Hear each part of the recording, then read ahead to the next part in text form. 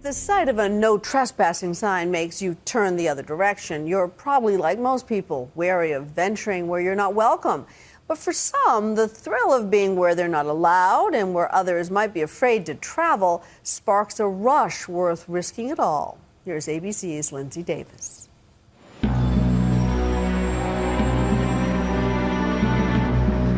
Don't worry, he's not about to jump.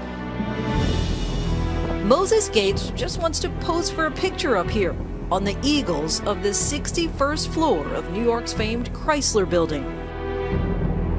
It's such an iconic place. Everybody knows the eagles of the Chrysler Building. Will Smith was hanging out on them in Men in Black 3. You need to break that blue laser line with your thumb to complete the circuit. It's an amazing experience and one that, everybody should be able to have. That experience is well known to urban explorers like Gates. For them, every skyscraper, sewer, and scaffold is a space just begging to be hacked. Down the rabbit hole. Places like the catacombs of Paris, a 200-mile maze that holds the remains of 6 million. And other underground hideouts that can even apparently be a great place to party. These guys are not afraid to show off their adventures, even though they're technically a group of professional trespassers. On this day, he invited me to join him, to try my hand in practicing what he preaches, my first urban exploration. Yeah, rocks don't seem quite as steady. When you see a sewer, a scaffold, a structure, is it just an expedition waiting to happen? I don't even really consider it an adventure anymore, just kind of an off-the-beaten-path travel or really just a vacation. We climb into a car. We're walking along the ledge and head out into New York City to find out what fuels his drive to conquer urban jungles. I cannot with any eloquence describe why going into a hole in the ground and seeing what's there is cool, but I think people understand it almost instinctually, I would say. We were careful not to break any laws for this adventure, but now on foot, getting to our first destination is tricky.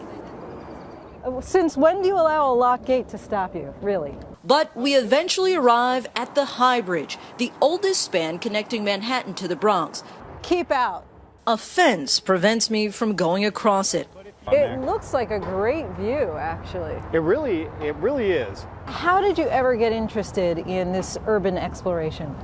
I started just by walking around and walking the streets and seeing what I could see. Oh, awesome. If you talk to really anybody who's just an urbanophile. Are you an urbanophile? I am an urbanophile. Okay. They might not identify themselves as an urban explorer, but inevitably they have the story about, oh, there was this manhole that I popped, or this abandoned observation deck I found, or something like that. 40 flights of stairs and some Wall Street attire will get you on top. But for you, it's not even just personal, it's really a larger movement for the greater good, right? You want to see the places that you're able to go to. You want everyone to be able to see them if they choose. Being able to take risks, and these kind of risks, is something that not everybody can do. But yet everybody should be able to see these places. Darn it. A second bridge we visit is also closed off. Is this frustrating to you when you see this kind of blockage from people exploring? It makes no sense. Our poking around here is unfortunately unsuccessful. Determined to have one small adventure, we head to our last stop and face the big challenge of the day. This is the borough of Manhattan here. We're going to see if we can get from Manhattan to the mainland in New York State, which is the Bronx, without crossing a bridge or getting our feet wet. So we're going to see what's up here, and then also underneath there we might be able to get over. We can't go any further yet again. Yeah, the tide isn't quite low enough, so we can actually go around this way if you want. I thought you said we weren't going to have to get our feet wet.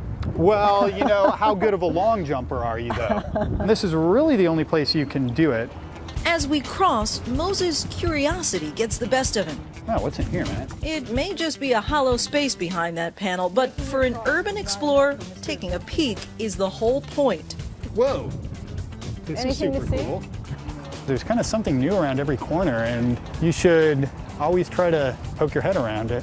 As for me, I can now say I walked on water from the borough of Manhattan to the mainland of New York. For Nightline, I'm Lindsay Davis in New York.